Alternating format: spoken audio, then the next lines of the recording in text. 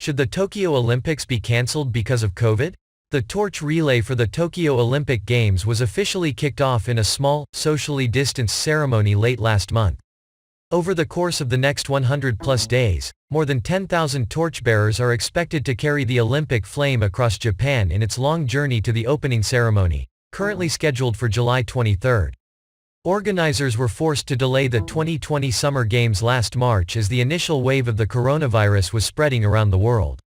Though the pandemic will almost certainly still be ongoing by July, the Japanese government and International Olympic Committee are determined to hold the Games as scheduled. Tokyo 2020, which will keep its name despite the delay, will be a very different event from the typical Olympics. Overseas spectators will not be allowed to attend, masks and temperature checks will be required, and athletes will be barred from socializing with their international competitors.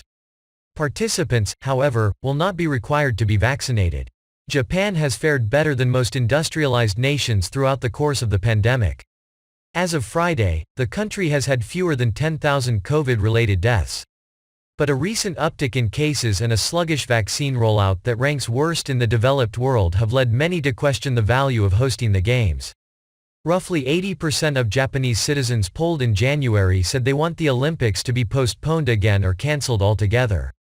Why there's debate. Advocates for cancelling the Tokyo Olympics say the event could become a global superspreader event. Even without international spectators, an estimated 60,000 people from 200 countries would converge on Tokyo at one time, each of them potentially bringing the virus with them or carrying it home after the Games.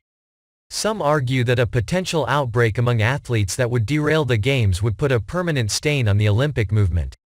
Many critics have accused organizers of putting people's lives at risk in order to cash in on the massive trove of advertising and broadcast revenue that comes from hosting the Olympics.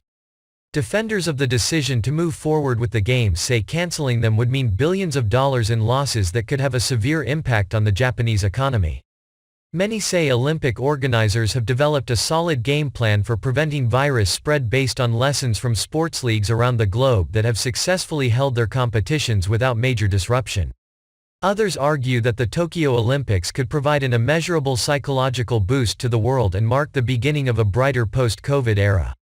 What's next? Tokyo 2020 organizers have emphasized that their current operational plans are preliminary and more stringent measures could be put in place if necessary.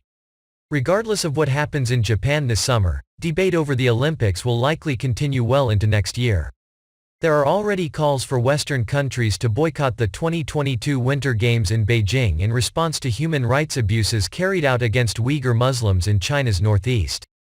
Perspectives cancel the Games. The Olympics could become a global driver of COVID infections. Based on the number of people arriving and the prevalence of the disease around the globe, the Olympics absolutely could become a super-spreading event that leads to quite a number of infections, as well as spreading internationally as people return home.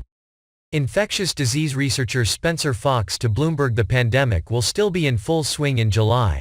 There is no sign that Japan, let alone humanity, will defeat the coronavirus anytime soon. Koichi Nakano, New York Times. Japan and the Olympics might never recover if things go poorly. A successful Olympics would provide a welcome boost to the world's morale, but it could lead to quite the opposite, given the situation in Japan. While a major super-spreading event is possible, even a lower level of transmission could cause chaos.